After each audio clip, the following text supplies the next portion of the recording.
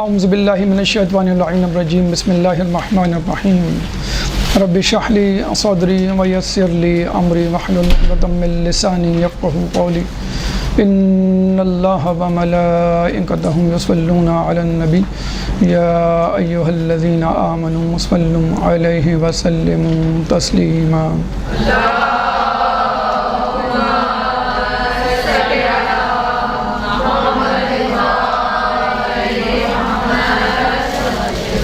Depression یا شدید رنج و غم کے حوالے سے ہماری گفتگو کا سلسلہ جاری تھا۔ پہلی نشست میں ہم نے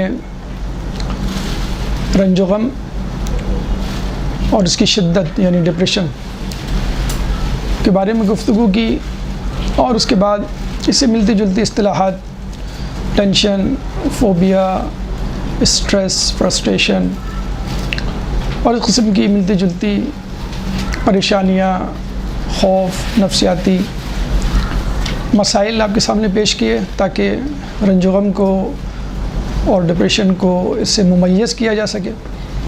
اثرات آپ کی زندگی پر جسمانی طور پہ، روحانی طور پہ کیا مرتب ہوتے ہیں، کس طرح یہ ڈپریشن، رنج و غم انسان کو گھلا دیتا ہے، کس طرح انسان کی روح کو، اخلاق کو داغدار بنا دیتا ہے، یہ بتلایا گیا۔ اس کے بعد وجوہات اور علاج ساتھ ساتھ عمومی یا خارجی وجوہات بتلائی گئیں، جس میں سے پہلی رغبت دنیا اور دوسری رغبت اشیاء مردمی، یعنی رغبت دنیا یعنی حب دنیا، شدید دنیا کی خواہش، اور دوسرے نمبر پہ جو لوگوں کے پاس چیزیں ہیں اس کی خواہش ہونا کہ یہ مجھے مل جائے۔ اب آئیے اندرونی وجوہات، انٹرنل فیکٹر جو انسان کی اپنی ذات کے حوالے سے ہے، وہ کس طرح انسان کے لیے ڈپریشن کا سبب بنتا ہے۔ بڑا اچھا جملہ میں نے کہیں پڑھا تھا، اب نہیں معلوم کہ یہ روایت ہے یا جملہ ہے، ریفرنس میرے ذہن میں نہیں، کہ انسان کی زندگی اس کے حالات نہیں، خیالات بدلتے ہیں۔ ہم الزام دیتے ہیں حالات ٹھیک نہیں ہیں، گھر کے حالات، ملک کے حالات، معاشرے کے حالات، حالانکہ it is all about your mindset. آپ کا مائنڈ سیٹ اگر اچھا ہے تو آپ پریشانی میں بھی راستہ نکال لیتے ہیں۔ وہی ٹریفک جام ہوتا ہے جس میں آدمی ناک بھون چڑھاتا ہے، اور وہی ٹریفک جام ہے جس میں پھول والا بھاگا ایک گاڑی سے دوسری سے تیسری گاڑی کی طرف جاتا ہے۔ اس کے لیے ٹریفک جام ایک نعمت ہوتی ہے، چلو میں اس سے فائدہ اٹھاؤں۔ ہڑتال ہوتی ہے شہر میں، سارے لوگ بیٹھ جاتے ہیں گھر میں، ایک کمپنی بلا لیتی ہے اپنے تمام کلائنٹس کو، اپنے امپلائیز کو کہ بھئی آپ جائیں۔ کیوں جائیں؟ جب آپ جائیں گے اپنی پروڈکٹ بیچنے کے لیے تو لوگ کہیں گے آپ ہڑتال میں بھی آ گئے، تو وہ آپ کو کبھی نہیں بھولیں گے، آپ کی پروڈکٹ کو، آپ کی کمپنی کو۔ تو there is a difference between optimist and pessimist, جسے کہتے ہیں نا کہ optimist sees opportunity in every risk, pessimist sees risk in every opportunity. حسن ظن رکھنے والا ہر خطرے میں موقع تلاش کر لیتا ہے، اور سوء ظن رکھنے والا ہر موقع میں خطرہ بھانپ لیتا ہے۔ تو آپ کے اندر، آپ کے ذہن، آپ کے قلب، آپ کی شخصیت، آپ کے کردار، آپ کی روش، آپ کے بیہیویئر، آپ کی روٹین، آپ کے معمولات، آپ کے برنامے میں کیا ایسا چینج آئے کہ جس سے آپ کا ڈپریشن ختم ہو جائے اور آپ کامیابی کی طرف گامزن ہوں۔ تو 12 وجوہات انشاءاللہ ہم آپ کے سامنے پیش کرنے جائیں گے، 12 اندرونی وجوہات بما علاج ڈپریشن کے حوالے سے۔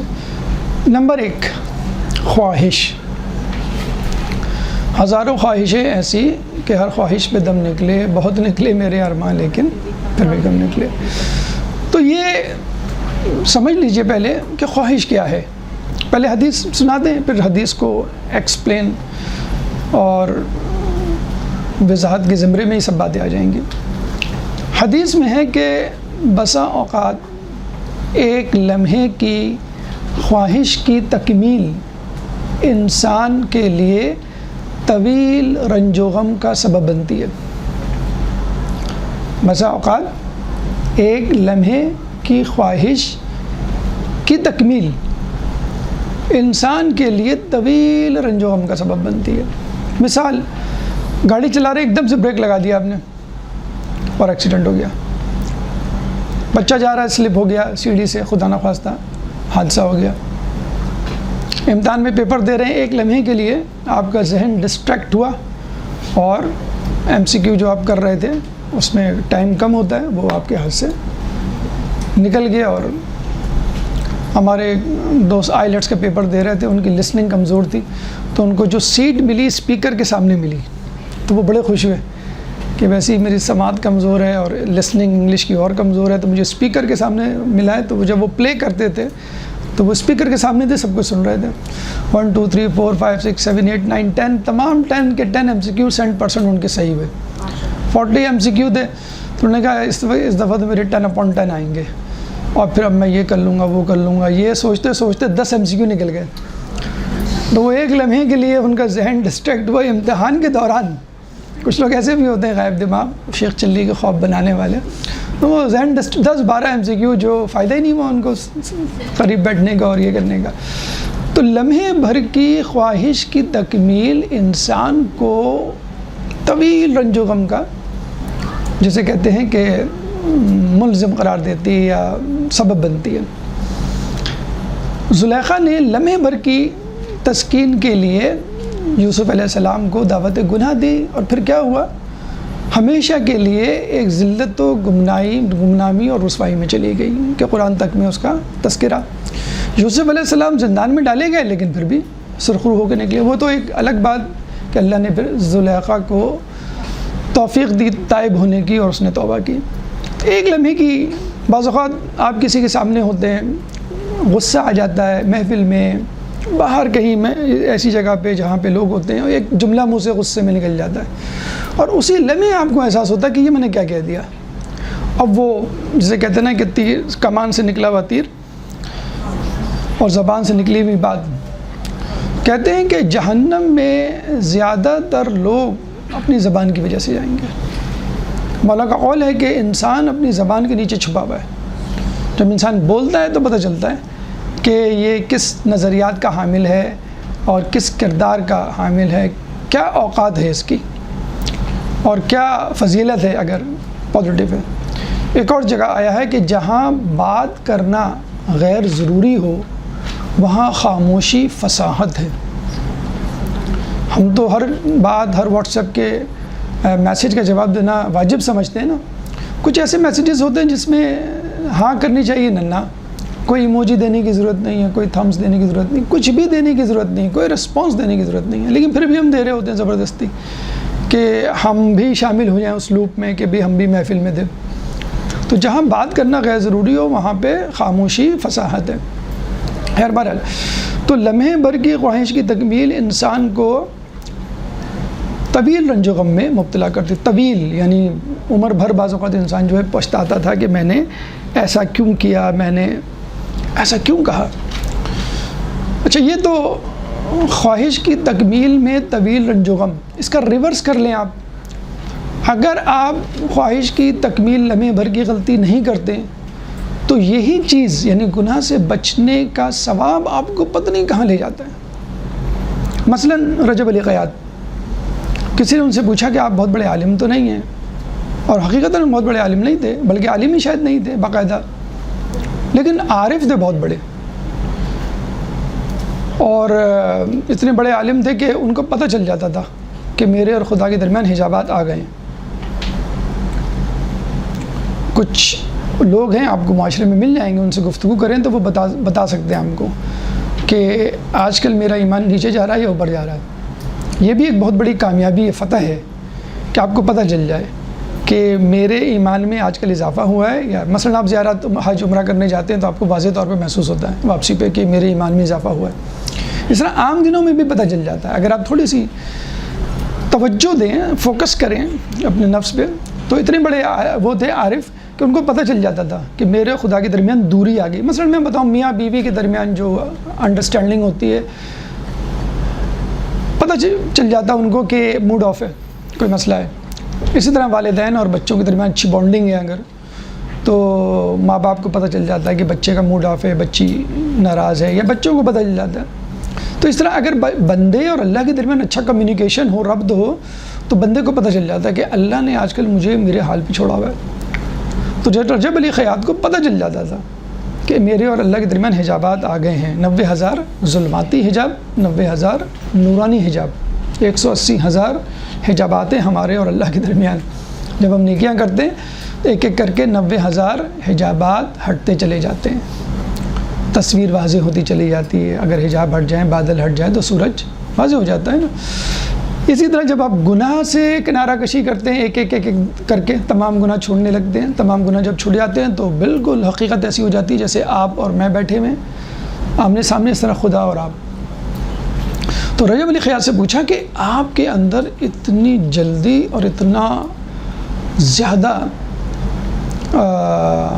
معرفت کا سمندر کیسے سمویا اتنی سی عمر میں اور اتنی جلدی اور اتنے سے کم علم میں. دیکھیں یہ ہمارے اور آپ کے لیے ایک میسیج ہے, ایک پیغام ہے, جو ہم سمجھتے ہیں نا کہ ابھی ایران جائیں گے, عراق جائیں گے, 15 سال پڑھیں گے, معمم ہوں گے, ممبر پہ بیٹھیں گے, تفسیر پڑھیں گے, حدیث پڑھیں گے, منطق پڑھیں گے, پھر کہیں جا کے نہیں. کم علم میں بھی انسان آگے بڑھ سکتا ہے. تو رجب علی خیاط سے پوچھا کسی نے کہ آپ کیسے بڑھے؟ ابھی میں بات کر رہا ہوں ایک لمحے کی خواہش کی تکمیل انسان کو طویل رنج و غم, کوئی بھی خواہش. تو رجب علی خیاط نے کہا کہ میرے خاندان کی ایک لڑکی مجھ پر فریفتہ ہو گئی نوجوانی کے دور میں. ایک دفعہ اس نے مجھے گھر میں بلایا, گھر میں کوئی نہیں تھا, دعوت گناہ دی. وہی مرحلہ آ گیا یوسف اور زلیخا والا. تو کہنے لگی کہ میں بھاگا دروازے کی طرف, اور یہ سوچتے ہوئے بھاگا, یہ دعا کرتے ہوئے بھاگا کہ اے اللہ, اگر میں آج اپنے آپ کو اس گناہ سے بچا لوں گا تو اس گناہ سے بچنے کے اجر کے طور پہ تو مجھے اپنی شاگردگی میں لے لے, اور آج سے تو میرے نفس کا تربیت کرنے والا بن جا, یعنی میری تربیت خود اپنے ہاتھوں میں لے لے. اب جب ہاتھ خدا کا ہو تو ڈوبنا کیا, اللہ تعالیٰ تو پھر فرش سے عرش پہ پہنچا سکتا ہے. تو جب بھی کوئی گناہ, کہتے ہیں یہ بھی ایک بڑی عجیب دعا ہے, آپ گناہ سے بچیں یا کوئی نیک کام کریں, بجائے جنت مانگنے کے آپ یہ مانگ لیں کہ اللہ میرے اور تیرے درمیان حجابات ہٹ جائیں, میں تیرے قرب کا سزاوار بن جاؤں. ہم جو کہتے ہیں نا قربتاً اللہ, جب بھی کوئی دعا کام کرتے ہیں, نماز پڑھتے ہیں, روزہ رکھتے ہیں, تو ہم یہ تھوڑی کہتے ہیں جنت کے لیے, ہم کیا کہتے ہیں قربتاً اللہ, کیونکہ جنت میں بھی تو درجات ہیں. کسی روایت کے مطابق 100, کسی روایت کے مطابق 1000, کسی روایت کے مطابق قرآن کی آیات کے برابر یعنی 6000 سے زیادہ. تو جو اعلیٰ ترین درجہ ہے وہ اللہ کے قریب ترین کا درجہ ہے. اور چھٹے امام جعفر صادق علیہ السلام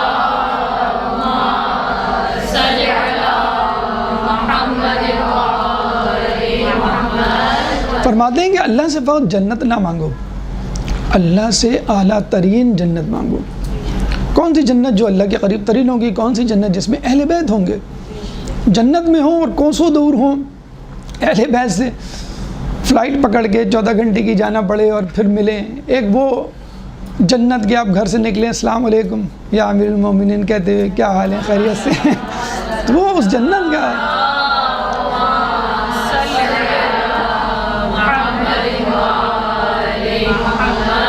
یہ جنت ہو تو کیا بات ہے, مطلب ساری آپ کی جو ہے وہ حسرتیں کمی پوری ہو جائے. تو یہ ہمارے ایک دوست, یہ رجب علی خیاط کے حوالے سے یاد آیا, ہمارے ایک دوست مطلب جاننے والے کسی زمانے میں اہل سنت سے تعلق, اب اہل تشیع میں, تو وہ جب ریسرچ کر رہے تھے حد درجے کے کنفیوز تھے, پریشان تھے, ٹینشن میں تھے کہ میں کیا کروں. میں اہل سنت کے درمیان جو ہوں وہ باغی ہوں اور اہل تشیع کے درمیان اجنبی ہوں. تو میں نہ میں یہاں ہوں نہ میں وہاں ہوں.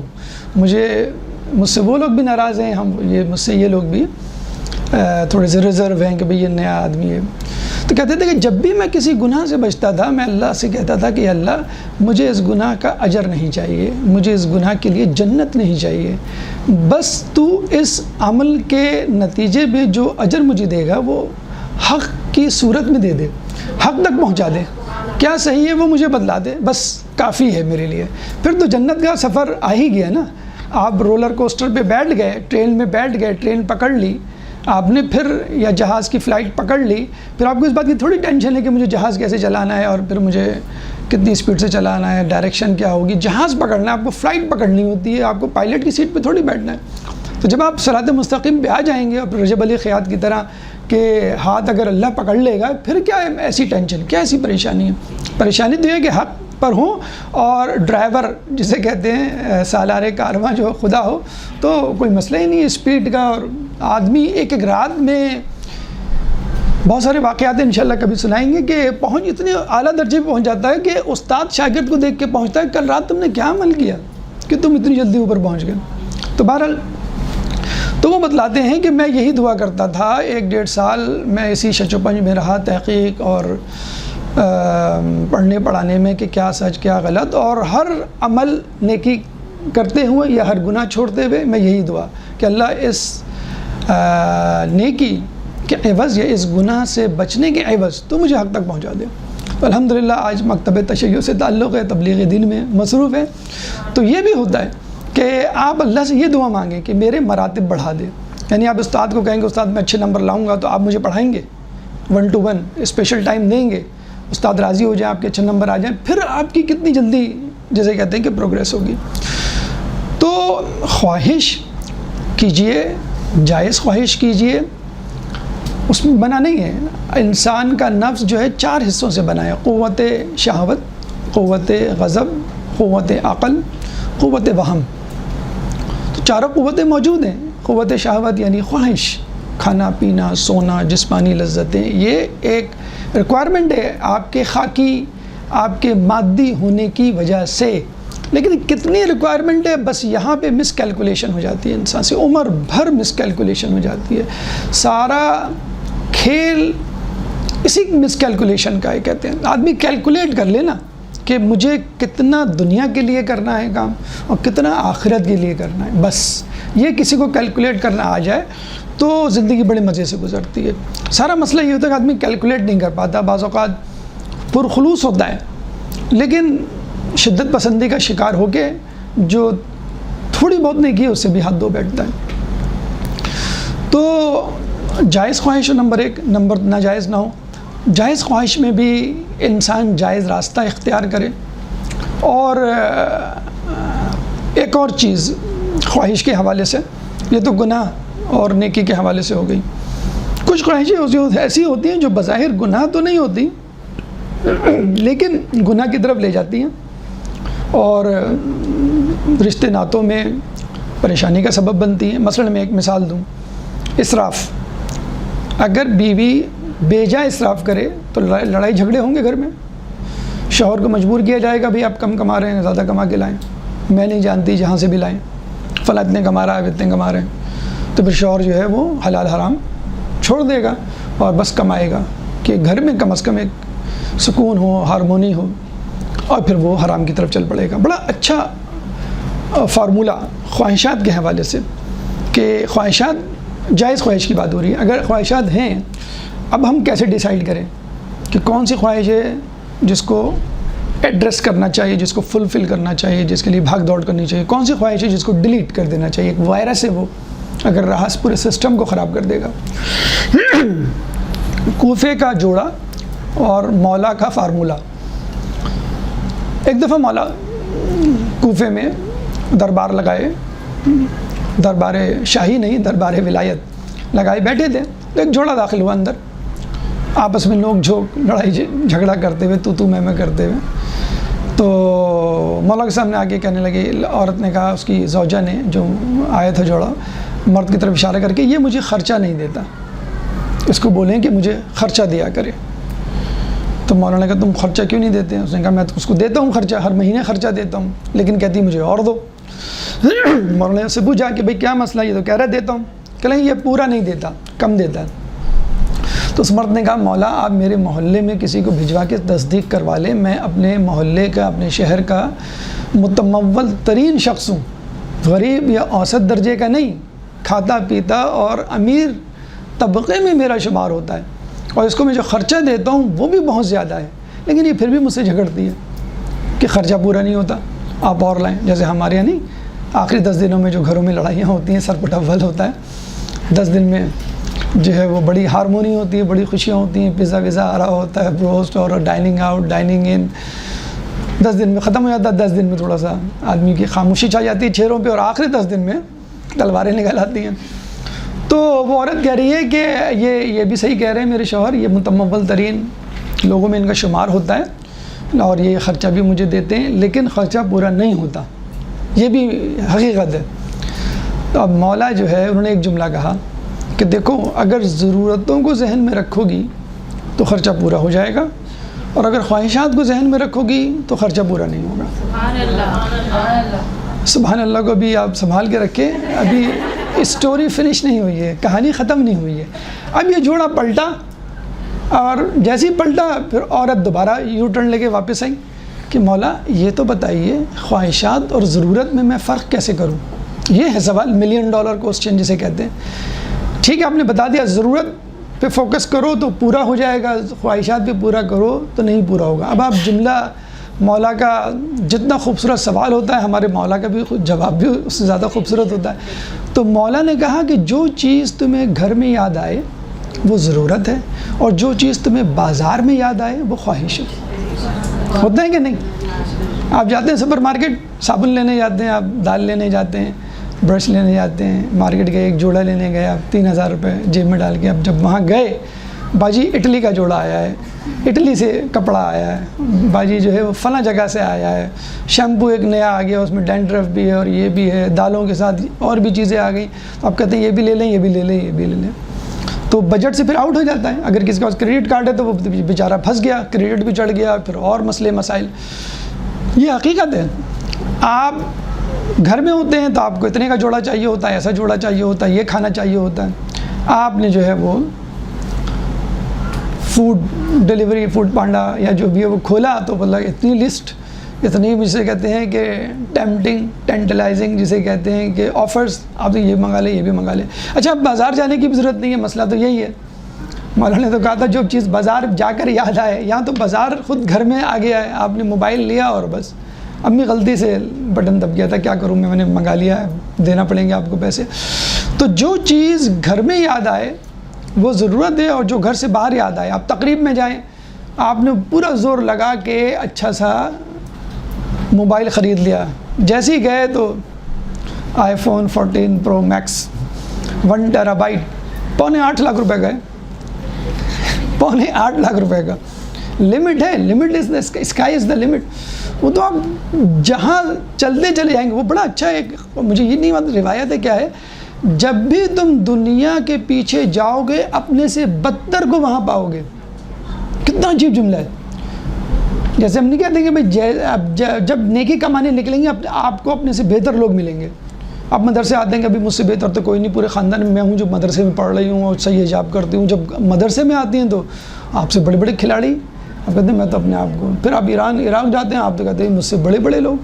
تو اسی طرح جب آپ دنیا کمانے نکلتے ہیں، جب آپ دنیا کمانے نکلتے ہیں تو آپ کو اپنے سے بدتر کا مطلب ہے، آپ نے تو کہا تھا بھی مجھے یہ مل جائے، دوسرا ہے کہ مجھے 10 مل جائے، مجھے 100 مل جائیں۔ آپ نے کہا میں چھوٹی موٹی کرپشن کر سکتا ہوں، توریا کر سکتا، تقیہ، اس نے کہا نہیں ہم تو جھوٹ بولتے ہیں اور دھڑلے سے بولتے ہیں، کوئی مسئلہ نہیں ہے، اور یہ اور وہ، تو یہ سارے مسئلے ہیں۔ تو آپ بازار جائیں گے، دنیا میں گھومے پھریں گے تو آپ کو پھر ایسی ایسی چیزیں ملیں گی، آپ کہیں گے میں پوری زندگی اس میں لگا دوں تو بھی میری خواہش پوری نہ ہو۔ ہوتا ہے نا، موبائل خریدتے ہیں ہم بڑے خوش ہوتے ہیں، 2 دن کی خوشی ہوتی ہے، 1 مہینہ نہیں گزرتا آپ پلان بنانا شروع کر دیتے ہیں ذہن میں، مجھے یہ نہیں، مجھے یہ والا چاہیے، اتنی میموری کا چاہیے، اس کا اتنا ڈسپلے ہو، اب میں جو موبائل ہوں گے۔ ڈریس آپ پہن کے جاتے ہیں محفل میں، ایک اس سے اچھے ڈریس، آپ منہ چھپاتے پھر رہے ہیں میں یہ کیا ڈریس پہن کے آ گئی۔ تو جب تک آپ دنیا والوں پہ نظر رکھیں گے اس وقت تک آپ دنیا کے پیچھے بھاگتے، آپ کو بادشاہت بھی مل جائے گی نا تو آپ کہیں گے کہ مجھے ایک اور ملک اس میں آ جائے۔ اس طرح آپ نئے گھر میں شفٹ ہوتے ہیں نا، کہتے ہیں 1 کمرہ کم ہے، 1 کمرہ اور ہوتا تو پلے روم بنا دیتے، ایک کمرہ اور ہوتا، ہم اس کو اسٹڈی روم بنا دیتے، ایک کمرہ کم ہے. تو آپ کو محل بھی مل جائے گا، آپ کہیں گے نہیں ایک کمرہ کم ہے. بادشاہت مل جائے گی، آپ کہیں گے کہ بھئی مجھے ایک اور ملک مل جاتا اور ایک اور علاقہ مل جاتا فلاں جگہ کا. تو جو چیز گھر میں یاد آئے وہ ضرورت ہے، اور جو چیز بازار جا کے یاد آئے، یعنی محفل میں یاد آئے یا بازار آپ کے موبائل میں انٹرنیٹ پر آ جائے، بات تو وہی ہو جاتی ہے، وہ آپ کی خواہش ہے. تو پھر وہی بات ہے کہ ہزاروں خواہشیں ایسی کہ ہر خواہش پہ دم نکلے، بہت نکلے میرے ارمان. وہ خواہش جو ہے وہ کبھی پوری نہیں ہوتی. ضرورت پہ فوکس کریں گے تو خواہش پوری ہو جائے گی. ایک درود پڑھ دیں محمد والے میں.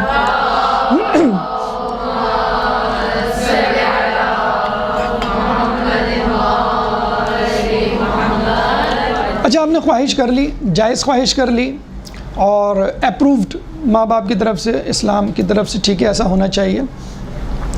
اب اس خواہش کو عملی جامہ نہیں پہنایا. دیکھیں خواہش اور ارادے میں کیا فرق ہوتا ہے؟ خواہش اور ارادے میں یہ فرق ہوتا ہے کہ خواہش فقط دل و دماغ تک محدود ہوتی ہے، ارادہ اعضاء جوارح سے ظاہر ہوتا ہے.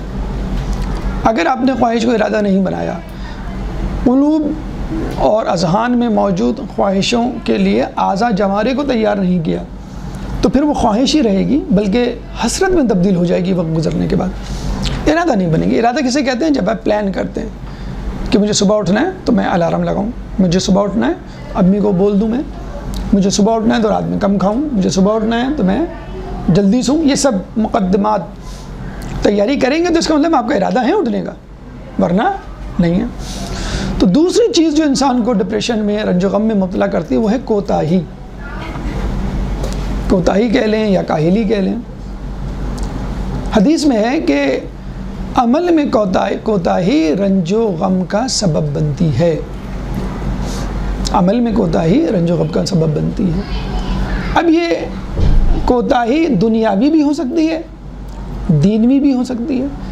دینوی اگر ہوئی، نماز میں ڈنڈی ماریں گے آپ. دیکھیں کوتاہی بھی کوانٹٹی وائز ہوتی ہے، کوالٹی وائز ہوتی ہے. کوانٹٹی وائز کیا ہوتی ہے؟ آپ کو فجر میں 2 رکعت نماز نافلہ، 2 رکعت نماز فجر پڑھنی تھی واجب. آپ نے کہا بس 2 رکعت کافی ہیں، 4 رکعت پڑھیں گے تو نیند غائب ہو جائے گی، پھر نیند نہیں آئے گی. جس کے لیے اٹھے تھے آپ نے کہا کہ جلدی سے پڑھ کے آپ نے نماز پڑھی، تعقیبات نہیں پڑھی، نماز پڑھی، دعائیت نہیں پڑھی، نماز پڑھی، زیارت نہیں پڑھی. ابھی کیا ہے؟ Quantity wise. اور کوالٹی وائز کیا ہے؟ آپ نے 2 رکعت نماز اس طرح پڑھی کہ آپ کو پتہ چل جائے کہ کیا پڑھا. حدیث میں ہے کہ انسان 2 رکعت نماز پڑھے اور اس کو پتہ چلے کہ اس نے کیا پڑھا، اللہ اس کے سارے گناہ معاف کر دے گا. 2 رکعت نماز ہے چست، اللہ ہمارے لیے بہت شرم کا مقام ہے کہ 2 رکعت نماز ہم عمر بھر نہیں پڑھ پاتے، کہ پوری نماز میں فوکسڈ رہیں.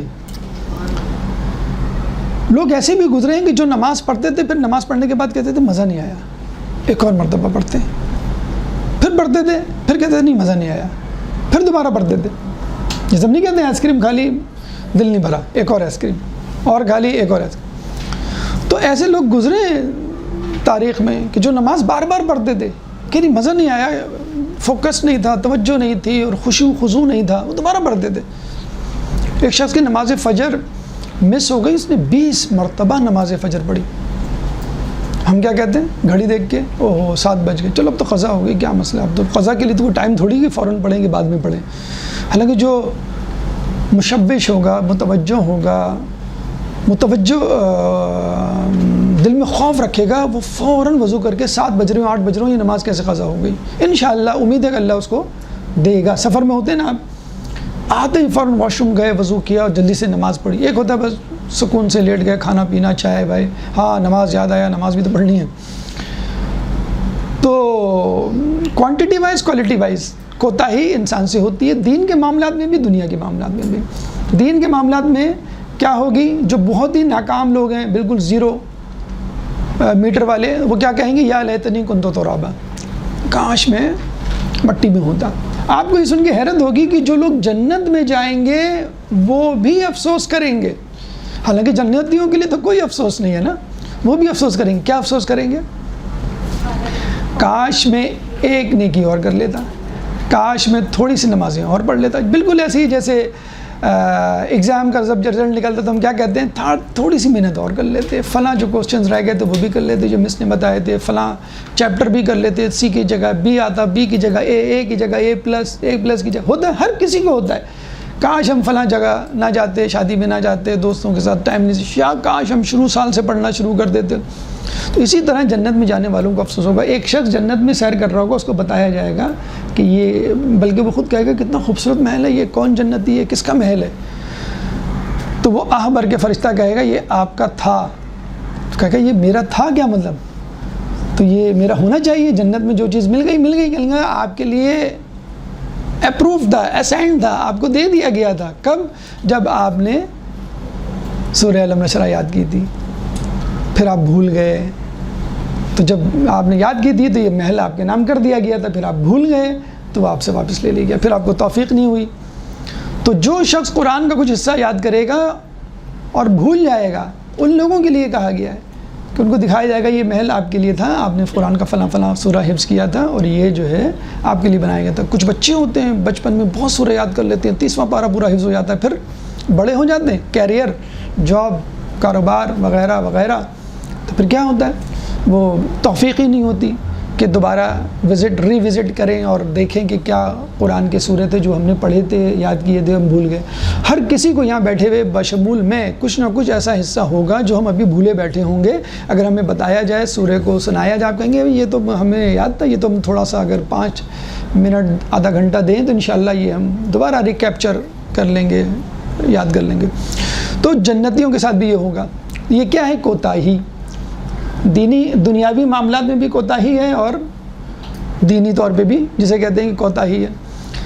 دیکھیں ہم نے تھوڑا سا یہ ذہنوں میں بٹھایا ہوا ہے بہت بطور مسلمان کہ انسان جو ہے مسلمان جو ہے وہ تھوڑے سے سست کاہل ہوتے ہیں.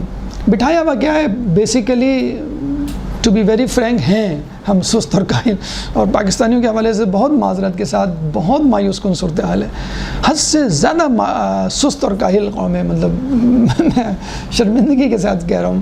آپ چلے جائیں سوئٹزرلینڈ، آپ چلے جائیں انگلینڈ، آپ چلے جائیں کینیڈا، -33 ڈگری سینٹی گریڈ پہ بچے اسکول آئے ہوئے ہوتے ہیں. ہمارے یہاں 0 ڈگری ہو کے آپ فریز ہو جائیں گے گھر میں کہ بھئی میں فریز ہو گیا ہوں، میں نہیں آ سکتا. بارش ہو جائے، انگلینڈ میں لوگ چھتری لے کے نارملی گھر سے باہر نکلتے ہیں. بارش ہو گئی، آپ نے چھتری تان لی، ختم بات. یہاں بارش ہو جائے، بلکہ بادل آ جائیں کہ بھائی بادل آ گئے ہمارے یہاں، بس اب ہم نہیں آ سکتے، اب سب کچھ بند، مزدوروں کی مزدوری بند، آفس بند، سب کچھ بند ہو جائے گا. تو سستی اور کاہلی. حالانکہ دیکھا جائے اسلام جتنا زیادہ موٹیویشن، ایکٹیویشن، الرٹنس، زحمت، مشقت کی ترغیب دیتا ہے، کوئی نہیں دیتا. یہ کون سا مذہب ہے جو 4 بجے آپ کو اٹھا کے بٹھا دیتا ہے؟ کیا مسئلہ ہے؟ بعض اوقات دل میں آتا ہے اللہ تو 8 بجے رکھ دیتا، 9 بجے آفس ہوتا ہے، صبح اٹھتے 8 بجے نماز پڑھتے فجر کی 9 بجے. کنوینئنس نہیں، اللہ کنوینئنس ہی نہیں چاہتا آپ کے لیے. اللہ چاہتا ہے زحمت، مشقت. اللہ آرام نہیں چاہتا. اللہ نے آرام کو جنت میں رکھا ہے. حدیث میں آیا ہے کہ اللہ نے آرام کو جنت میں رکھا ہے اور لوگ اسے دنیا میں تلاش کرتے ہیں. چھٹے امام کی حدیث ہم نے سنائی تھی کہ دنیا مومن کے لیے قید خانہ ہے، اور بھلا کس قید خانے میں آسانی ہوتی ہے. تو اگر آپ کو سب کچھ بھی مل جائے، آپ کہیں گے پھر بھی کچھ. تو اسلام بیسیکلی زحمت و مشقت کا مذہب ہے، اور جس کو آرام چاہیے وہ پلیز ٹیک اے سائڈ، راستے سے ہٹ جائیں، راستہ نہ بلاک کریں، آپ نکل جائیں یہاں سے.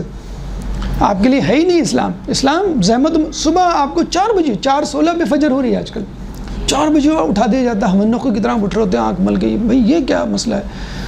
یا خدا تیرے لیے کوئی وہ تھوڑی ہے کہ تو 4 بجے اٹھا دے، 8 بجے اٹھا دے. کنوینئنس ذرا رکھتا کنوینئنس.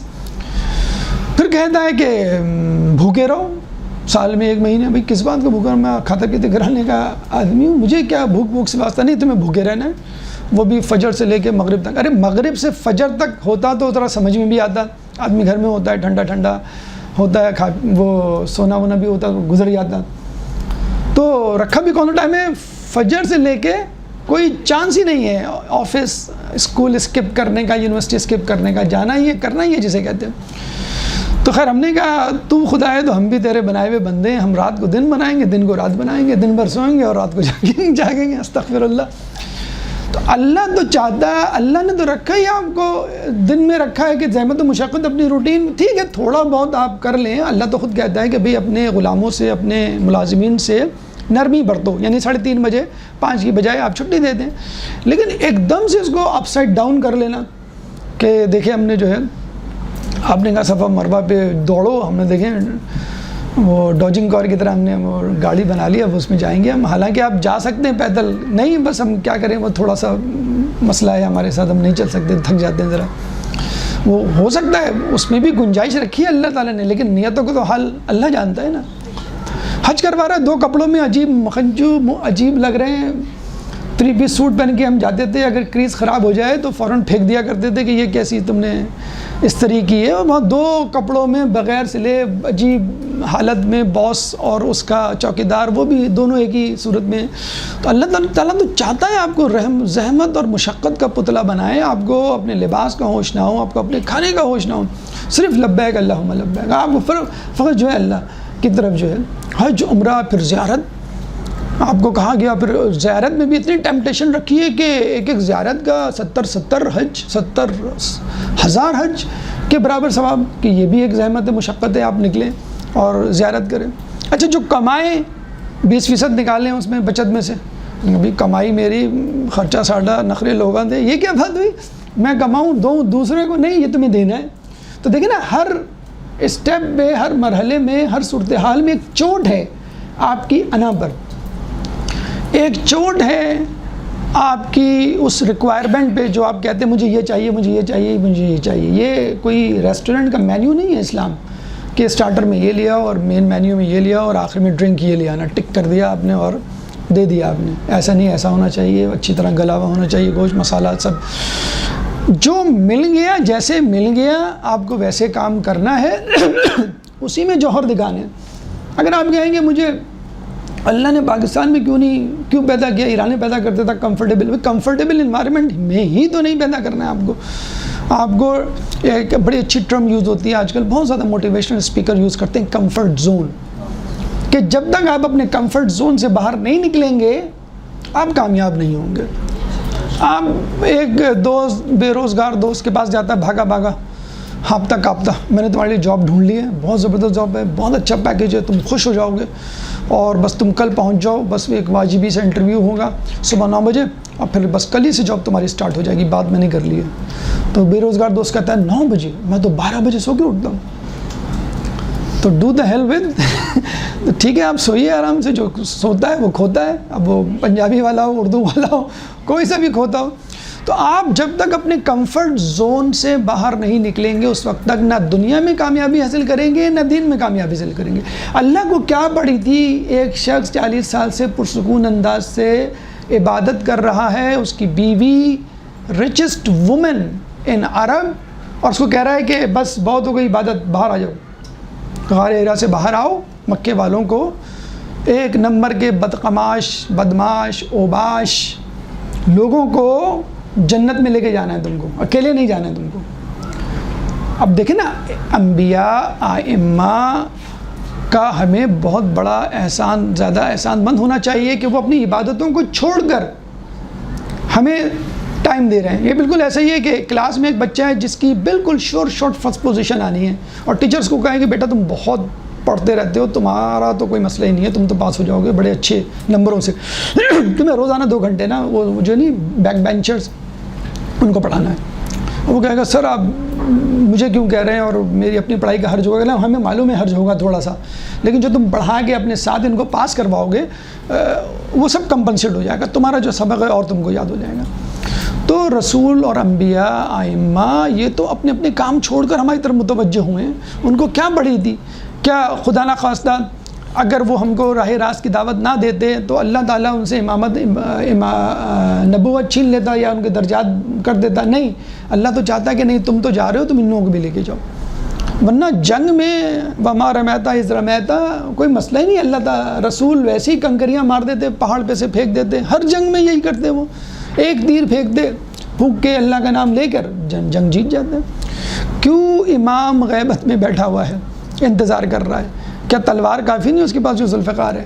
نہیں، میں اپنے ساتھ اپنے چاہنے والوں کو بھی لے کے جانا چاہتا ہوں۔ تو کہنے کا مقصد یہ ہے کہ کمفرٹ زون میں نہ رہیے، امام کا ساتھ وہی دیں گے جو کمفرٹ زون میں نہیں رہتے، کیونکہ جب امام کے لیے آواز آئے گی ان کے ظہور کی تو آپ کو اپنے کمفرٹ زون سے باہر نکلنا ہے، گھر سے باہر نکلنا ہے، امام کا ساتھ دینا ہے۔ تو کوفے والوں کے ساتھ یہی ہوا تھا نا کہ کوفے والے اپنے کمفرٹ زون میں تھے. مسلم بن عقیل آئے ہوئے ہیں اور ان کو کوئی انٹرٹین نہیں کر رہا. آ گئے, استقبال کر لیا, اور پھر اس کے بعد انہوں نے کہا نہیں بھائی میرے بیوی بچے, نہیں بھائی میں میری جائیداد, نہیں بھائی میرے غلام, میرے مویشی, میرا کاروبار. جو محاصرہ جو کر لیا تھا حانی بن عروہ جب گرفتار ہوئے تھے تو وہ ایک ایک گھر والے آئے تھے نا بھائی چلو بھائی اپنے کمفرٹ زون کی طرف, اپنے گھر کی طرف, اپنے کاروبار کی طرف, تمہیں کیا پڑی ہے. تو امام جب ظہور کریں گے آپ کو اپنے کمفرٹ زون سے نکلنا ہوگا. آپ اپنے بستر سے, آپ اپنی چادر سے, اپنے کمبل سے تو نکل نہیں رہے ہیں فجر کی نماز کے لیے, آپ کیا امام کی ظہور کے لیے باہر نکلیں گے. تو دنیاوی اعتبار سے, دینی اعتبار سے, دونوں اعتبار سے آپ کو زحمت و مشقت, تھکن, زحمت, مشقت, یہ حج عمرہ زیارت اور یہ رمضان کے روزے اور یہ نماز شب, یہ بنائی ڈیزائن اس لیے کی گئی ہیں کہ آپ کو جب کہا جائے, جو کہا جائے, جیسے کہا جائے اور جس طرح کہا جائے اس طرح آپ کو عمل کرنا. یہ نہیں کہنا کہ یہ میرے سونے کا ٹائم ہے, یہ نہیں کہنا کہ یہ میرے کھانے کا ٹائم ہے.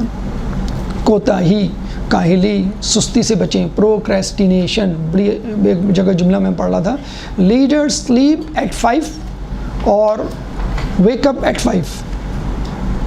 یا تو 5 بجے سوتے ہیں وہ یا 5 بجے اٹھتے ہیں. یہ ایک رول آج کل, ایک روٹین ہے. اگر آپ نائٹ رائڈر ہیں, آپ کو بہت شوق ہے, 5 بجے تک جائیے, فجر پڑھ کے آپ نماز شب سب کچھ پڑھ کے سوئیے. اور اگر آپ ارلی رائزر ہیں 5 بجے اٹھ جائیے. یہ تو میں مغرب کا مطلب فلسفہ بتا رہا ہوں. تو مغرب والے اس فلسفے پہ ہیں کہ ہمیں جلدی اٹھنا ہے یا جسے کہتے ہیں محنت و مشقت کرنی ہے, اور ہم لوگ جو ہیں وہ سستی کاہلی کا شکار ہیں.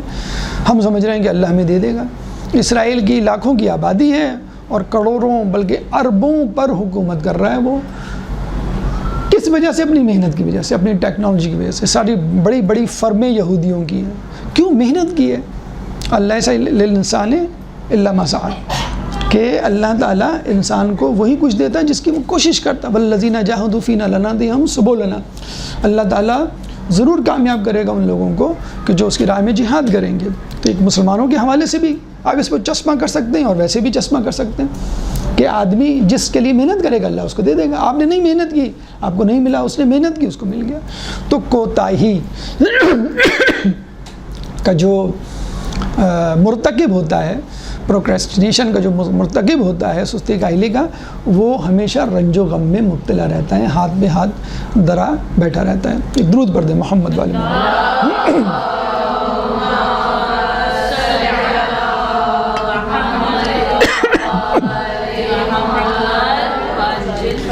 جب خواہش کے بعد انسان کوتاہی کرتا ہے تو خواہش خواہش رہتی ہے اور وہ حسرت میں تبدیل ہو جاتی ہے.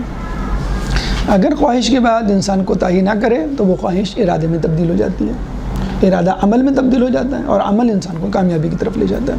اگر ایسا نہ ہو تو پھر انسان حسرت اور اس کے ساتھ ساتھ حسد. تیسری چیز, تیسری وجہ جو انسان کو رنج و غم میں مبتلا کرتی ہے, حسد.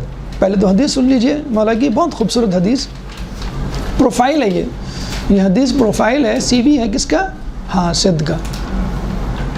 مولا فرماتے ہیں کہ میں نے حاسد سے بڑھ کر مظلوم سے ملتا جلتا ظالم نہیں دیکھا کہ جس کو اس کے حسد نے, پریشان دل نے اور رنج و غم نے گھیرا ہوا ہو. پورا پروفائل حاسد کا مولا نے بیان کر دیا. میں نے حاسد سے بڑھ کر مظلوم سے ملتا جلتا ظالم نہیں دیکھا جس کو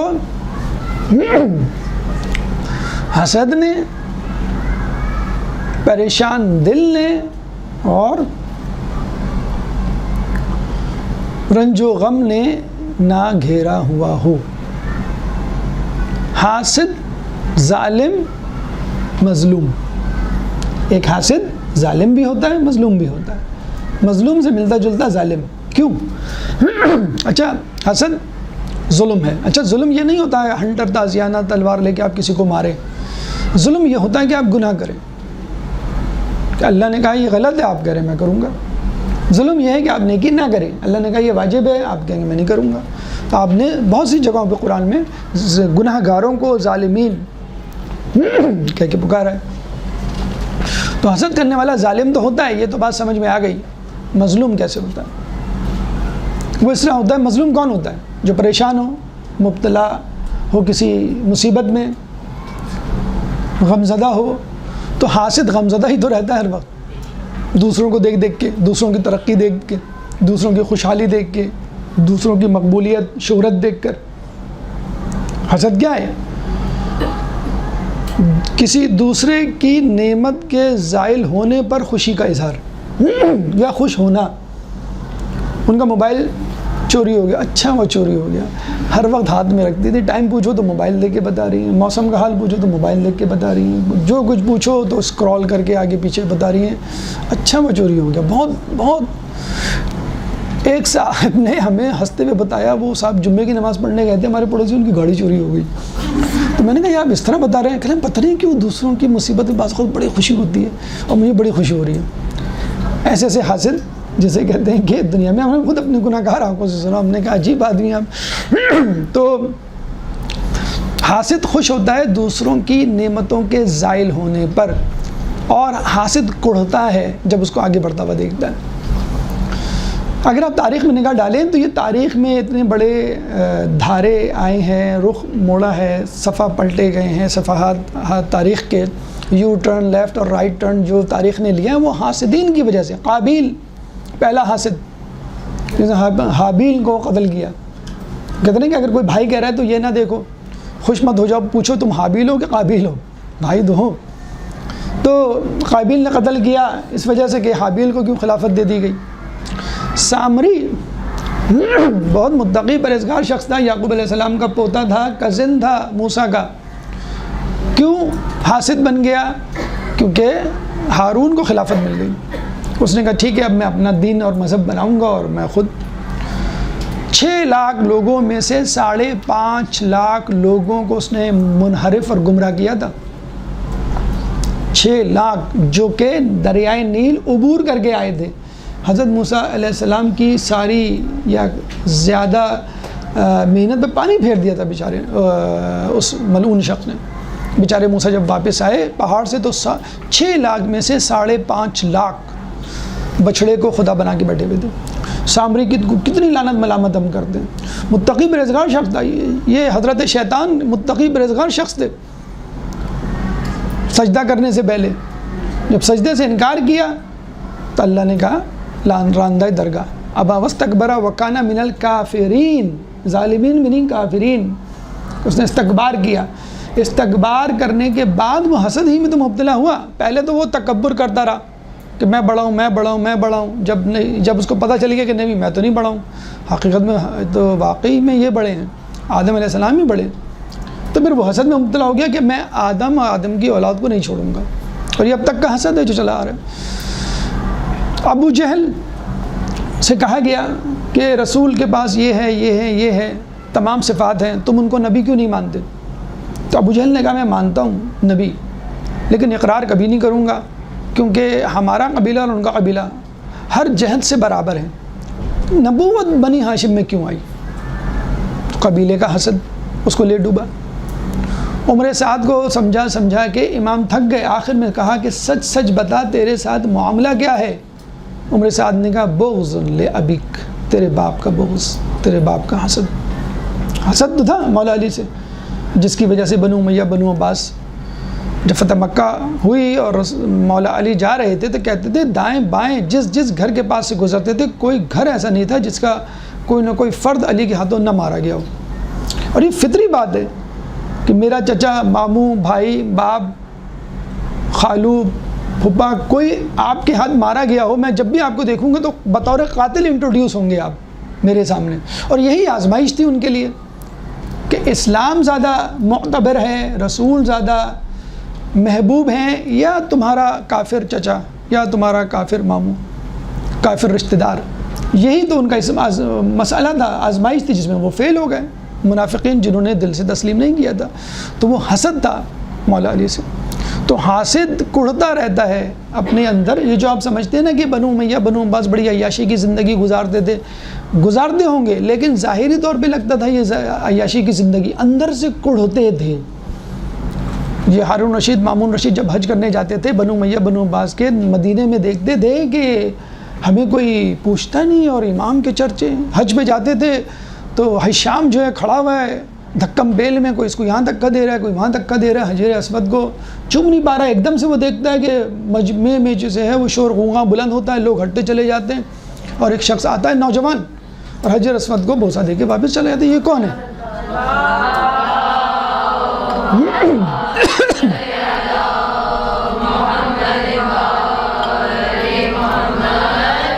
یہ حسد تھا بنو امیہ بنو عباس کا, اندر سے اندر ہی اندر کو, بظاہر زرق برق لباس, بظاہر لذیذ کھانے, بظاہر ان کے چیلے چاٹے ہواری, لیکن اندر سے پریشان. بیٹا باپ کو قتل کر دیتا ہے, بھائی بھائی سے دشمنی مول لیتا ہے. ہارون رشید مامون رشید اور جتنے بھی ہیں آپ ان لوگوں کے تو آپس میں حسد ہیں, مطلب باپ بیٹے کے, بھائی بھائی کے آپس میں حسد ہے, جس کی وجہ سے وہ لوگ ایک دوسرے کے دشمن ہو گئے. کہتے ہیں نا ان کا آدھا وقت سازشیں کرنے میں گزرتا تھا, آدھا وقت سازشوں سے لڑنے میں گزرتا تھا, جو ہم اپنی حکومت کے حوالے سے بھی کہتے ہیں پاکستان کی پالیٹکس سے. آدھا وقت ان کا جو ہے وہ اپوزیشن سے لڑنے میں گزرتا ہے, سازشوں کو ٹیکل کرنے میں, اور آدھا وقت سازشیں بنانے میں گزرتا ہے. تو یہ عام عوام کی خوشحالی اور ترقی کے لیے کیا سوچیں گے؟ تو اندر سے یہ کبھی بھی سو نہیں سکتے تھے سکون کی نیند, اندر سے یہ کبھی خوش نہیں ہوتے تھے, لذیذ کھانے کھاتے تھے ان کو پتہ نہیں چلتا تھا. تو کیا فائدہ ہوا حسد مول لینے کا ائمہ سے, اہل بیت سے؟ اگر ان کو ان کا حق دے دیتے تو آپ بھی سکون سے رہتے اور لوگ بھی جو ہے وہ دین پر پابند رہتے. تو حسد جسے کہتے ہیں.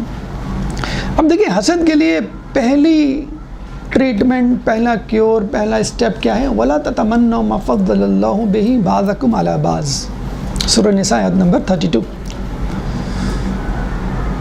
وَلَا تَتَمَنَّوْا مَا فَضَّلَ اللَّهُ بِهِ بَعْضَكُمْ عَلَىٰ بَعْضٍ, اور تم ان چیزوں کی فضیلت کی تمنا نہ کرو جو ہم نے بعض کو بعض پر دی ہیں. تو کچھ چیزیں ایسی ہیں جو آپ نہیں چینج کر سکتے, نہیں اچیو کر سکتے. مثلاً حسب نسب, بھائی فلاں کو اچھے خاندان میں پیدا کیا اللہ نے, ہمیں بس ایسے ہی ابو امی بھائی بہن چچا ماموں کوئی قابل قدر شخصیت نہیں ہمارے خاندان میں. فلاں میں دیکھو ماموں اس پوسٹ پر ہیں, چچا اس جگہ ہیں, ابو ماشاءاللہ, امی. اگر ہم بھی پیدا ہو جاتے ہم بھی کچھ کرتے. اللہ تعالیٰ نے ہر کسی کو اپنے حساب سے پیدا کیا, وہ اس کی مصلحت وہ خود جانتا ہے. ہمیں غریب گھرانے میں پیدا کیا, فلاں کو امیر گھرانے میں. ہمیں پاکستان میں پیدا کیا, فلاں کو جو ہے امریکہ میں پیدا کیا. ہم اس حالت میں پیدا کیا, اتنی ایکسپرٹیز, اتنا لرننگ پاور ہم میں نہیں ہے, سلو لرنر ہے. تو یہ سب ایکسکیوزز ہیں. اللہ تعالیٰ یہ نہیں پوچھے گا تم نے کون سی ڈگری لی, اللہ تعالیٰ یہ نہیں پوچھے گا تم نے کتنا کمایا, اللہ کہے گا تم نے کوشش کتنی کی. اللہ خود کہہ رہا ہے نا, والذین جاہدوا فینا لنہدیہم سبلنا, جو ہماری راہ میں جد و جہد, جاہدوا جد و جہد, یعنی جو ہماری راہ میں کامیابی آپ کے ذمہ نہیں ہے. دس از نن آف یور بزنس. دنیا سورہ عنکبوت ہے غالباً, یاد نہیں ہے مجھے آیت کا نشان.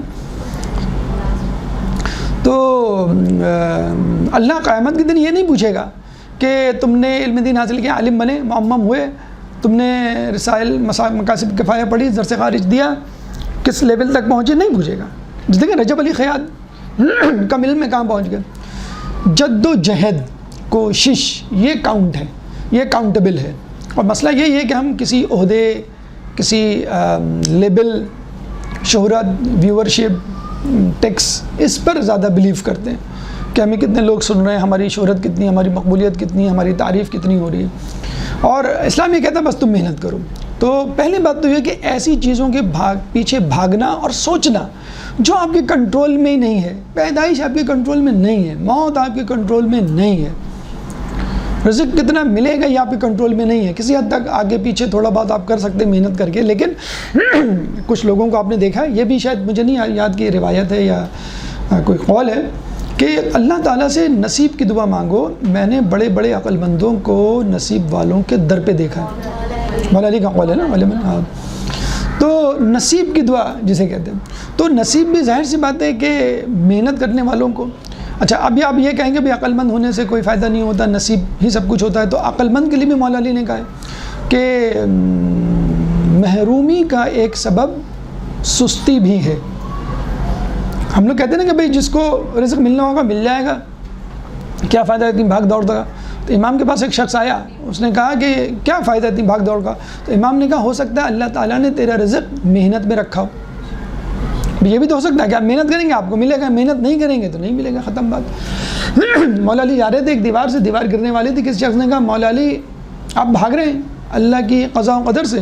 مولا نے کہا میں اللہ کی قضا سے اللہ کی قضا کی طرف جا رہا ہوں.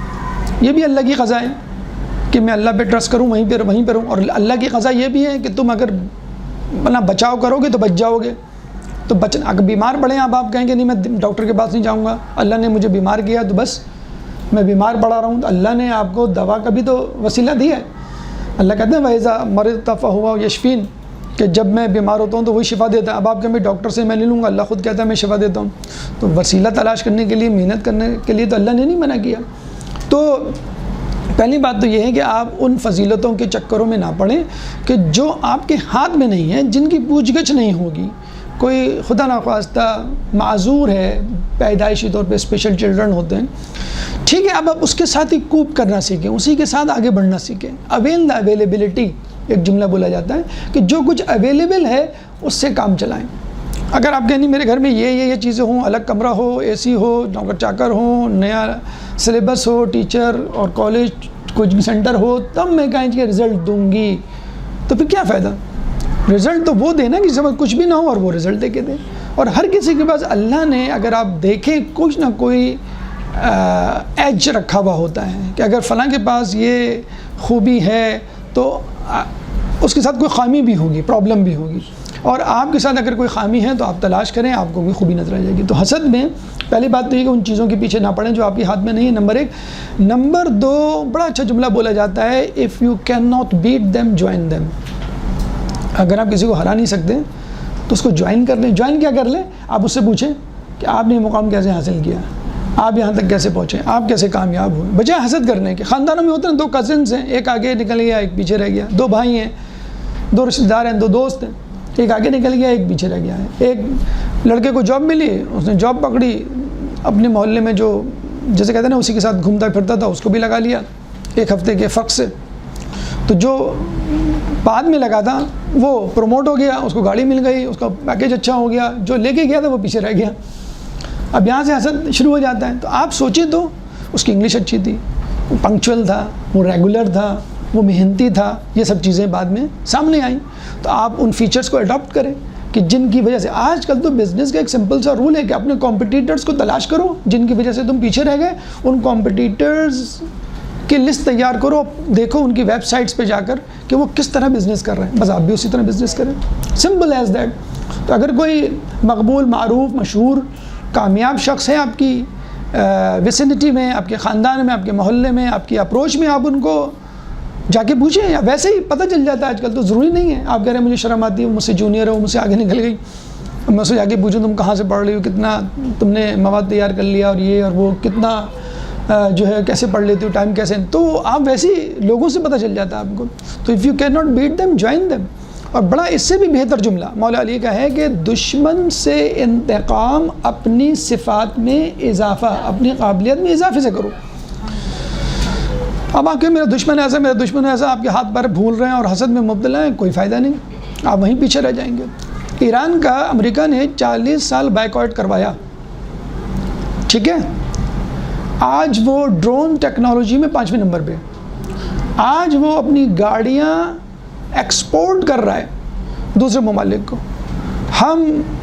ہمارے ہاں جو گاڑیوں بنانا تو بہت دور کی بات، جو گاڑیاں اسمبل کرتے تھے ان کے پلانٹس اب جا رہے ہیں. گاڑی میں پیٹرول ڈالنے والی کمپنیاں، پیٹرولیم کمپنیاں پاکستان سے جا رہی ہیں. کیا فائدہ ہوا ہمیں جسے کہتے ہیں کہ اتنا زیادہ فرینڈلی کسی کے ساتھ. ایران کا بائیکاٹ کروایا ڈرون ٹیکنالوجی میں، وہ 5ویں نمبر پہ کس طرح آیا؟ اپنے دشمن کو کاپی کر کے کہ دشمن کس طرح کس طریقے سے آگے بڑھ رہا ہے. ڈرون ان کے اوپر آیا اور ان ڈرون کو نیچے اتارا. اس کو کہتے ہیں نا کچھ خواتین بریانی چک کے بتا دیتی ہیں کہ اس میں کیا کیا ڈلا ہے، ایسے بناؤ ایسے بناؤ ایسے بناؤ. تو انہوں نے ڈرون کو نیچے اتارا. ریورس انجینئرنگ اسے کہتے ہیں کہ آپ گاڑی کے پہیے نکالیں، انجن نکالیں، چیسز نکالیں، دروازے نکالیں، آپ کو پتہ چل جائے گا اندر کیا کیا ہے. پھر آپ وہ بنانا شروع کر دیں. تو ڈرون نکالا, ریورس انجینئرنگ کر کے سب پرزے اس کے نکالے اور پھر دوبارہ جوڑے اور پھر ویسے ڈرون بنا ڈالا. آج 5ویں نمبر پہ ہے جو ڈرون ایکسپورٹ بھی کر رہا ہے, بنا بھی رہا ہے, گاڑیاں ایکسپورٹ کر رہا ہے. ابھی رشیا کو اس نے ڈرون بیچے. محنت ان کی سڑکوں پہ آپ دیکھ لیں, آدھی گاڑیاں اندر کی ہوتی ہیں ایران کی بنی ہوئی, آدھی باہر کی ہوتی ہیں. کرنسی بہت ڈی ویلیو ہے, لیکن وہی سعودی عرب, وہی ممالک انڈیا جو دشمن تھے یا ڈسٹینس پہ تھے ایران سے, اب ان کے سامنے گھٹنے ٹیکنے پہ مجبور ہو گئے. تو کس وجہ سے کوتاہی کو برطرف رکھ کے انہوں نے پائپ لائن بچھا دی پاکستان کی سرحد تک. اب آپ بیٹھے ہوئے سو رہے ہیں. 10 سال پہلے آپ نے معاہدہ کیا تھا آپ کی طرف سے, ہم تو بس گڑھے کھود سکتے ہیں سڑکوں پر, وہ بھی قدرت کھود دیتی ہے, بارش ہوتی ہے تو گڑھے کھد جاتے ہیں. ہمارے تو پچھلے سال بارش میں جو گڑھے بنے تھے وہ اب تک پر نہیں ہوئے, اب مزید بڑھتے چلے جا رہے ہیں. یقین کریں آپ ایران سے یہاں آئیں, پاکستان میں گاڑی چلائیں, آپ کہیں گے یہ تو عجیب سڑکیں یہاں پر. پہلے تو آدمی دبئی جاتا تھا اور کہتا تھا کہ میں پاکستان میں ایڈجسٹ نہیں ہو رہا, تو وہ ایران جا کے اب یہ ہوتا کہ یار ہم کراچی میں ایڈجسٹ نہیں ہو رہے. تو وہ ان کی محنت ہے جس کی وجہ سے وہ آگے گئے, ٹیکنالوجی میں ان کی محنت ہے, وہ آگے گئے. تو آپ انفرادی, اچھا میں اس کا مطلب یہ نہیں کہ اب آپ فرسٹریٹ ہو کے ڈپریس ہو کے بیٹھ جائیں. امیزون پہ ملینز سیلرز ہیں, دنیا میں تقریباً 200 کنٹریز ہیں. پاکستان کس نمبر پہ ہے؟ نمبر 5. امریکہ, انگلینڈ, کینیڈا, چائنا, پاکستان. تو اس کا مطلب ہے کہ پاکستان میں ٹیلنٹ ہے اور پرائیویٹ طور پہ لوگ محنت کر رہے ہیں. وہ ٹھیک ہے کہ حکومتی لیول پہ ان کی سرپرستی نہیں ہے, لیکن اس کا مطلب ہے اللہ تعالیٰ نے ابھی بھی جو ہے وہ آپ سے امید باندھی ہوئی ہے اور عدل اس کا ابھی بھی موجود ہے. ہم کہتے ہیں کہ پاکستان کے حالات ٹھیک نہیں ہیں, بے روزگار ہیں. یہ تو انشاءاللہ کبھی ہوا تو پورا لیکچر میں آپ کو دوں گا کہ خصوصی طور پہ خواتین کیسے پیسے کما سکتی ہیں. تو ہم جو رو رہے ہیں کہ بے روزگاری ہے, مہنگائی ہے, یہ کوئی مسئلہ ہی نہیں. یقین کریں اگر آج کل کے دور میں کوئی کہتا ہے نا کہ میں غریب ہوں, تو میں کہوں گا وہ احمق ہے یا کاہل ہے, بس دو میں سے کوئی چیز ہے. یہ بے وقوفی ہے. آج کل کی دنیا میں اس وقت کوئی یہ کہے نا کہ میرے پاس پیسے نہیں ہیں, میں پیسہ نہیں کما پا رہی, لڑکوں کی دور کی بات, میں تو خواتین کی بات کر رہا ہوں. میں 16 سال اور 18 سال کے لڑکوں کی بات کر رہا ہوں. یہ تک پیسے بنا سکتے ہیں. لاکھ روپیہ, 2 لاکھ روپیہ کوئی مسئلہ ہی نہیں ہے اس وقت کمانا. E commerce, digital marketing. پہلے خواتین کے لیے ٹینشن تھی, ہم گھر سے باہر نہیں نکل سکتے, ابو اجازت نہیں دیتے, بھائی نہیں اجازت دیتے, سفر کا مسئلہ ہوتے ہیں, پھر عجیب قسم کے لوگ ہوتے ہیں, پھر آفس میں ماحول. ڈو دا ہیل ود, اللہ نے اتنا اچھا آپ کو ورک فرام ہوم کا ایک وہ پکڑا دیا ہے کہ آپ گھر بیٹھ کے, یقین کریں گھر بیٹھ کے آپ کو ٹانگیں ہلانے کی ضرورت نہیں ہے کہیں آنے جانے کی, انگلیاں ہلائیں بس. آپ وہی موبائل جس پہ آپ دن بھر بیٹھے رہتے ہیں, فیس بک, انٹرنیٹ, اسی فیس بک, انٹرنیٹ, ٹک ٹاک, انسٹاگرام, لنکڈ ان, انہی سے ہی آپ پیسے کمائیں. اور گھر بیٹھ کے آپ کو اپنی فوٹو نہیں دینی, آپ کو کوئی آپ کو کسی سے کمیونیکیٹ نہیں کرنی ہے, صرف ایک چیٹ کرنی ہوتی ہے. سوال جواب جو ہو رہے ہوتے ہیں زیادہ سے زیادہ وہ کرنا ہوتا ہے, بعض اوقات وہ بھی نہیں کرنا ہوتا. تو میں تو برملا کہتا ہوں کہ 18 سال کا لڑکا اگر امی ابو سے پیسے مانگ رہا ہے تو بہت برا کر رہا ہے. میرے حساب سے ایسے لڑکوں کا وجود ختم ہو جانا چاہیے. ہم تو اپنے زمانے میں 18 سال کی عمر میں ٹیوشن کر کے پیسے کماتے تھے اور کوشش کرتے تھے اپنے ماں باپ سے نہ لیں. لیکن اس وقت فقط پاکٹ منی نہیں, آپ اپنی گاڑی خرید سکتے ہیں, آپ ایک مکان کا کرایہ یوٹیلیٹی بل دے سکتے ہیں اگر آپ تھوڑا سا کوشش کریں. یوٹیوب پہ الٹی سیدھی چیزیں دیکھنے کے بجائے ارننگ منی اس پہ آپ لکھ دیں, ڈیجیٹل مارکیٹنگ لکھ دیں, ای کامرس لکھ دیں. خواتین کی اچھا ایج لمٹ نہیں ہے, کوئی ڈگری کی ایشو نہیں ہے, کوئی لرننگ اسکل نہیں ہے کہ ڈاکٹر, انجینئر, کامرس کرنے کے لیے آپ کو 4 سال چاہیے. 6 مہینے, بعض فیلڈ میں 6 مہینے بھی نہیں چاہیے ہوتے, 1 مہینے میں آپ کام سیکھ لیتے ہیں اور 1 مہینے بعد آپ شروع ہو جاتے ہیں. یوٹیوب پہ موجود ہیں, بہت سارے سافٹ ویئر ہاؤسز کراچی میں کھل گئے ہیں. تو لڑکوں کے لیے بھی میں سمجھتا ہوں کہ 18 سال کے بعد بالکل غلط ہے کہ وہ ماں باپ سے پیسے مانگیں, یا خواتین کے لیے یہ کہنا کہ بھئی ہم خاتون ہیں, ہم لڑکے تو چلے جاتے ہیں باہر جاب واب کر لیتے ہیں, وہ بھی فضول ہیں. گھر بیٹھ کے ایک لیپ ٹاپ, بلکہ بعض اوقات تو موبائل سے بھی کام چل جاتا ہے. ایک چھوٹا سا لیپ ٹاپ 8-10 ہزار کے بھی پرانے جسے کہتے ہیں مل جاتے ہیں, اس سے آپ جسے کہتے ہیں کہ اپنا, اور گھر میں تقریباً ایک کمپیوٹر مل ہی جاتا ہے. تو سستی کائلی کو چھوڑ دیں. غربت بہت واضح طور پہ واشکاف طور پہ میں کہوں گا کہ غربت بعض اوقات آپ کے عقیدے کو بگاڑ دیتی ہے، غربت آپ کو پریشانی میں ڈال دیتی ہے۔ ایک آدمی جملہ آپ کو کہتے ہیں نا کہ تم مدرسوں کے اور اس کے چکر میں پڑ گئے تو یہ جو ڈگری ہے، یہ جو کورس ہے، یہ جو جاب ہے، اس سے بھی جاؤ گے۔ تو یہ چیز جو ہے نا، گھر بیٹھ کے ورک فرام ہوم، یہ آپ کو دونوں کاموں میں، ابھی مجھے کہا گیا ہے کہ بچوں کی کلاس میں بھی جا کے لیکچر دینا، وہ یہی میں دینے جا رہا ہوں، تو یہ آپ کے لیے بھی ہے جو کم وقت میں کمانا چاہتے ہیں، جو گھر بیٹھ کے کمانا چاہتے ہیں، آپ اپنی معاشی حالت سدھار لیں۔ جب پیٹ، مولا علی کا یہ قول ہے نا کہ اگر فقر کوئی شخص ہوتا تو میں اس کو قتل کر دیتا۔ فقر کوئی شخص ہوتا تو اتنی بری چیز ہے جو انسان کو کفر کے قریب لے جاتی ہے۔ آدمی اپنا قاضی شرح اور ان کے ہم جو حالات بڑھتے ہیں، ٹھیک ہے ہم قاضی شرح نہیں ہیں، لیکن چھوٹا سا شیطان تو اندر بیٹھا ہوا ہے نا، جو انعام کی لالچ میں، شہرت کی لالچ میں، پیسے کی لالچ میں بعض اوقات ہم واجبات کو چھوڑنے پہ مجبور ہو جاتے ہیں یا غفلت برتتے ہیں، تو وہ کم از کم نہیں بدلیں گے۔ اور اپنے باس آپ خود ہوں گے، آپ رولز ریگولیشن کے پابند نہیں ہوں گے، آپ ٹائمنگ کے پابند نہیں ہوں گے، آپ جو ہے پسند ناپسند کے پابند نہیں ہوں گے۔ تو کوتاہی سے جان چھڑائیں، دنیاوی طور پہ بھی ایکٹیو بنیں۔ اسلام غلبے کے لیے آیا ہے، اگر غلبے کے لیے نہیں آتا تو آخری حجت کو اسلامی حکومت کے قیام کے لیے یا اس کی خوشخبری کے لیے ہمیں نہیں تیار کیا جاتا کہ آپ جو ہے آخری معرکے کے لیے تیار ہوں۔ تو دونوں حوالے سے کوتاہی بری ہے، دین اور دنیا۔ درود پڑھ دے محمد والے محمد۔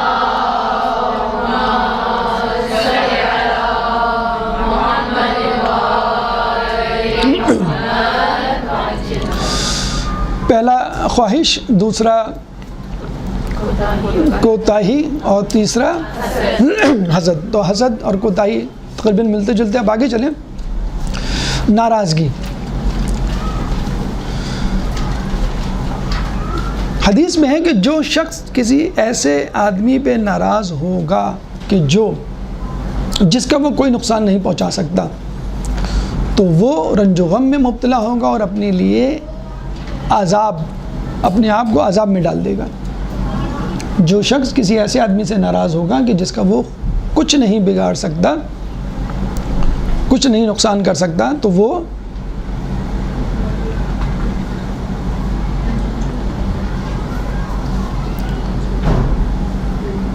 رنج و غم میں مبتلا ہوگا اور اپنے آپ کو عذاب میں ڈال دے گا۔ یہ حقیقت ہے۔ حکومتی افراد یا سرکاری محکمے اس کی بہترین مثال ہے۔ اب کہاں بھائی حکومت یہ نہیں کرنی دے رہی، حکومت یہ نہیں کرنی دے رہی، سرکاری طور پہ یہ مسائل ہیں، وہ مسائل ہیں، تو ٹھیک ہے وہ تو رہیں گے۔ آپ اپنے طور پہ کیا کر سکتے ہیں؟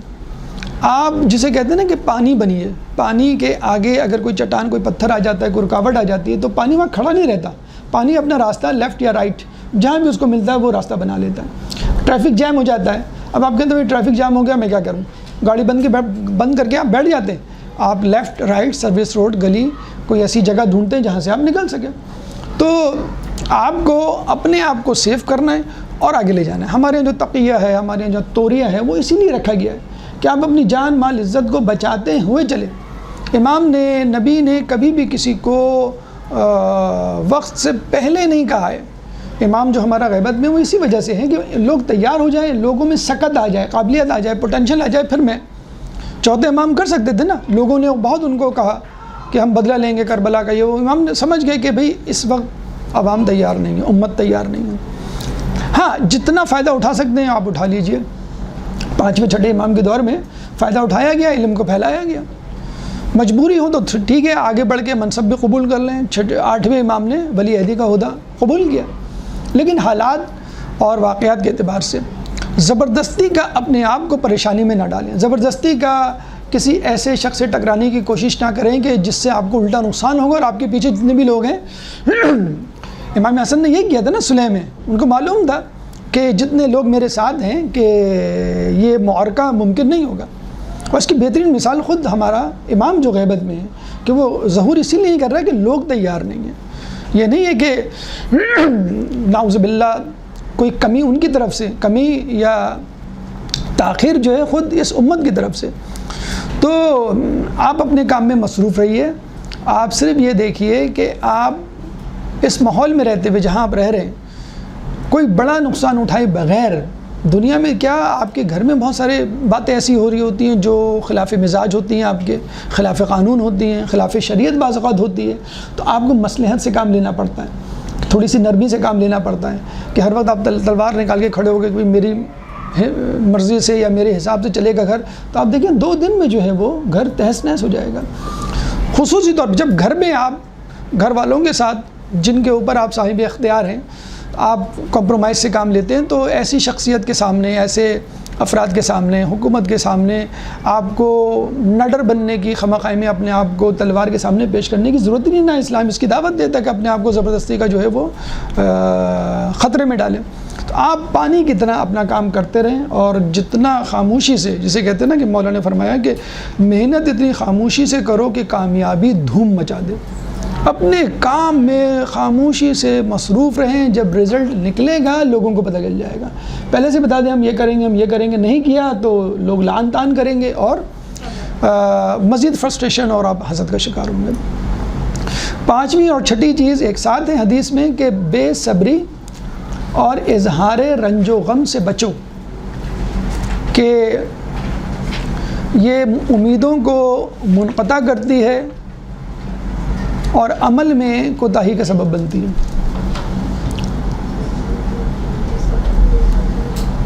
بے صبری اور اظہار رنج و غم سے بچو کہ امیدوں کو منقطع کرتی ہے اور عمل میں کمی کرتی ہے اور دکھ درد کا سبب بنتی ہے۔ بے صبری کیا ہے؟ شکوہ شکایت، اللہ نے ہمارے ساتھ یہ کر دیا، ہمارے ساتھ یہ ہو گیا، ہمارے ساتھ کیوں ہوتا، ہم تو بہت دیندار ہیں، ہم تو باحجاب ہیں، ہم تو نیک عمل کرتے ہیں، ہم واجب نہیں چھوڑتے، فلاں فلاں فلاں تو بے دین ہیں، لیکن ان کے ساتھ یہ کیا ہے؟ بے صبری ہے، شکوہ شکایت۔ ہاں اگر گریہ وزاری ہو، اس میں کوئی وہ نہیں ہے، خاندان کا کوئی شخص آپ سے بچھڑ گیا، کوئی بیمار ہو گیا، آپ بے روزگاری، آپ ہوتے ہیں افسوس کرتے ہیں، بعض وقت آنسو نکل آتے ہیں، لیکن اظہار کرنا، وہ بھی خصوصی طور پہ ان لوگوں کے سامنے جو آپ کے دشمن ہیں۔ کوئی بری بات، کوئی حادثہ ہو جاتا ہے آپ کسی کے سامنے، ہم نے کہا نا وہ جو گاڑی چوری ہو گئی وہ ہنس کے بتا رہے ہیں، تو ایسے لوگ بھی ہوتے ہیں۔ ہاں کسی استاد کے سامنے، کسی بزرگ کے سامنے، ڈاکٹر کے سامنے، مریض جیسے بتلاتا ہے اپنے مرض کو، خیر خواہ کے سامنے جس کے بارے میں آپ کو امید ہے کہ صحیح مشورہ دیں گے اور گائیڈ کر دیں گے اور ہماری کمزوری کو لوگوں پہ آشکار نہیں کریں گے، وہ اس میں کوئی مذاقہ نہیں ہے۔ لیکن ہر کسی کے سامنے واویلا مچانا، شکوہ شکایت کرنا، یہی وجہ ہے کہ امیدوں کو منقطع کر دیتی ہے یہ چیز۔ کیسی امیدیں جو اللہ سے آپ باندھتے ہیں، آپ اپنے آپ کو لوگوں کے حوالے کر دیتے ہیں۔ جب آپ اپنا واویلا، اپنا دکھڑا لوگوں کو ہر وقت سنائیں گے تو آپ توقع کریں گے سامنے والا میرے لیے کچھ کرے، جب کچھ نہیں کرے گا تو امیدیں منقطع ہو جائیں گی۔ اللہ سے تو پہلے ہی امید منقطع ہو گئی، آپ نے یہاں سے بھی کر دی۔ اور عمل میں کوتاہی کہ چلو بھائی میں نے ان سے اپنی غربت کا رونا رو لیا، یہ میرے لیے کچھ کر دیں گے تو اب میں کچھ نہ کروں، کوئی جاب نہ کروں، یہ تو انشاءاللہ میرے لیے کچھ نہ کچھ، تو وہ آدمی بے عمل ہو کے بیٹھ جاتا ہے، پھر بعد میں جو ہے وہ دکھ درد کا سبب بنتا ہے۔ تو یہ دونوں چیزیں اگر آپ نہ کریں، یعنی بے صبری کا مظاہرہ نہ کریں، بے صبری یعنی رونا دھونا نہیں، یعنی شکوہ شکایت زبان پہ لانا، اور اظہار رنج و غم، کہتے ہیں کہ جو لوگوں کے سامنے جیسا بن کر آتا ہے اللہ پھر اس کو ویسے ہی بنا دیتا ہے۔ آپ نے دیکھا ہوگا لوگ بعض اوقات مثلاً فقر و فاقے کا بڑا رونا روتے ہیں، بھی ہمارا تو گزارا نہیں ہوتا، ہمارا یہ نہیں ہوتا، حالانکہ بہت اچھا کام ہم سب کچھ چل رہا ہوتا ہے، تو اللہ ان کو پھر ہمیشہ مقروض ہی رکھتا ہے۔ آپ جیسا بن کے دکھائیں گے، اس کو ہم کہتے ہیں رول ایکسپیکٹیشن، سائیکیٹری میں کہا جاتا ہے کہ آپ جیسے لوگوں کے سامنے آئیں گے پھر لوگ ویسے ہی ایکسپیکٹ کریں گے۔ اگر آپ نے دکھڑا رویا تو دوسری ملاقات میں آپ سے وہی پوچھا جائے گا، ٹو بی کنٹینیوڈ، کہ بھئی کیا ہوا، وہ آپ کہہ رہے تھے کہ یہ مسئلہ ہو گیا، وہ مسئلہ ہو گیا، پھر آپ کے زخم ہرے ہوں گے، آپ پھر دوبارہ وہی کام شروع کر دیں گے۔ تو یہ 6 چیزیں ہم نے انشاءاللہ آپ کے سامنے بیان کی ہیں، 6 مزید چیزیں ہیں۔ کوشش تو یہ تھی کہ آج ختم کر دیں، لیکن میرے خیال میں ٹائم پورا ہو گیا، تو باقی چیزیں انشاءاللہ ہم اگلے درس میں آپ کے سامنے بیان کریں گے۔ اللہ تعالیٰ سے دعا ہے کہ جو کچھ پڑھا سنا اس پہ عمل کرنے کی توفیق عطا فرما، اور ہم تمام لوگوں کو ڈپریشن، خوف اور پریشانی اور ہر قسم کی جملہ امراض سے محفوظ رکھ۔ جو بے روزگار ہیں ان کو رزق حلال عطا فرما، جو رزق حلال کما رہے ہیں ان کو رزق حلال میں برکت عطا فرما، جو مسافر ہیں ان کو منزل عطا فرما، جو گمشدہ ان کو ان کے پیاروں سے ملا، جو زندان میں ان کو رہائی عطا فرما، جو مقروض ہیں ان کے قرضوں کو عطا فرما، امام کے ظہور میں تعجیل فرما، ہمیں ان کے انصار و اعوان میں شامل فرما۔ ربنا تقبل منا انک انت السمیع العلیم وتب علینا انک انت التواب الرحیم برحمتک یا ارحم الراحمین۔